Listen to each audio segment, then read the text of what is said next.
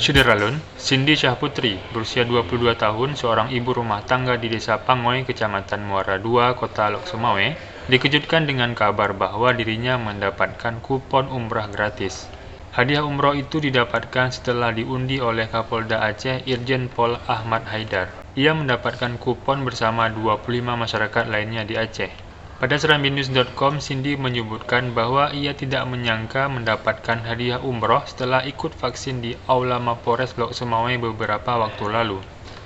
Sebutnya ia tidak berniat ikut vaksin untuk ikut undian umroh, namun murni untuk menjaga kesehatannya dari COVID-19. Saat ini pemenang undian umroh gratis masih menunggu kabar lanjutan dari pihak penyelenggara. Ia juga berterima kasih kepada Kapolda Aceh Irjen Pol Ahmad Haidar dan Kapolres Lok Sumawe AKBP Eko Hartanto atas hadiah tersebut.